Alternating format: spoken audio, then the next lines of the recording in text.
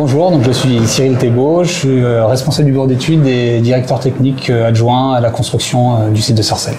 Et William Martel, dessinateur au bureau d'études.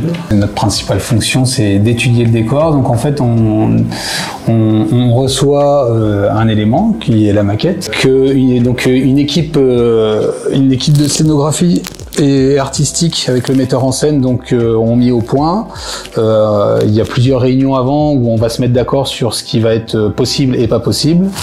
À partir de ce moment-là, on a la maquette et en fait notre rôle ici, il est de rendre compatible ce qu'on voit là avec l'alternance du plateau spécifique à la Comédie Française, à savoir que chaque décor est démonté tous les jours pour laisser place à une autre pièce le soir.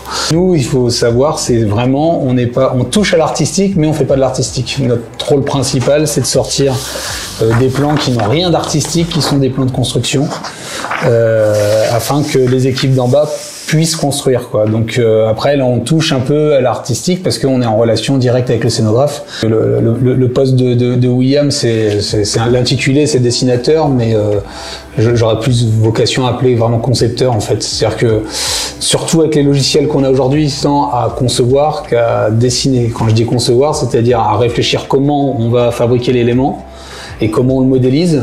Et en fait, la partie plan, en fait, c'est vraiment une étape finale qui, nous, les traits là, il y en a aucun qu'on a dessiné. En fait, on a modélisé un élément 3D sur lequel on va pouvoir sortir plein de faces, de plans, de coupes et tout ça. Mais en fait, on les sort sans les dessiner, quoi. On modélise vraiment un élément, quoi. Le gros de notre souci, c'est vraiment l'alternance, ouais, c'est l'alternance, un peu la pente, mais il y a ça dans d'autres théâtres. Mais l'alternance, c'est vraiment spécifique à la comédie, donc pour plein de gens, ils vont se dire bah non, mais tu démontes le décor comme sur un autre théâtre, mais en fait non, le problème c'est qu'on le démonte tous les jours et ça change, en fait, ça change tout.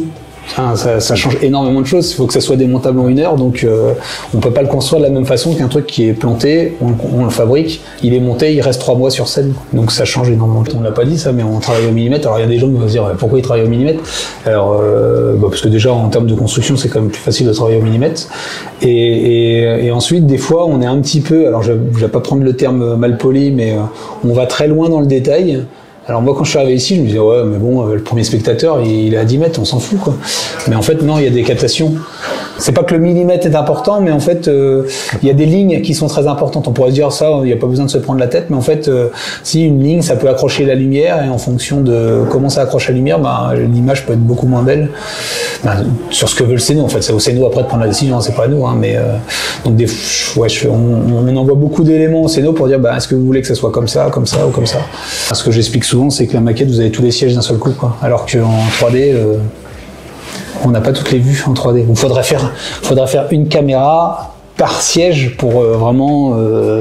Là, on a juste à tourner et on fait tous les sièges, quoi. Alors que sur le modèle 3D, en fait, t'es obligé de créer les caméras. Voilà, nous, on a tous nos points de caméra, on clique dessus et on voit à peu près la vue.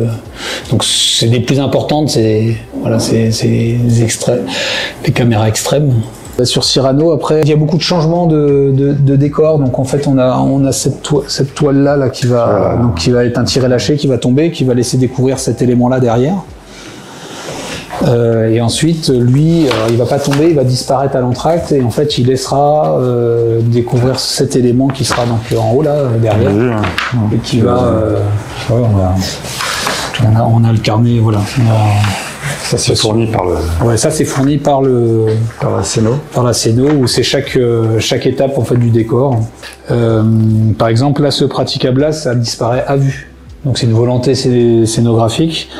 Donc il a fallu trouver une solution parce qu'en fait, je pense qu'on le voit à l'échelle, quoi. Le praticable est quand même assez gros. Donc on peut pas faire disparaître ça comme ça par magie, on peut pas le mettre dans les cintres, le tirer, c'est trop épais.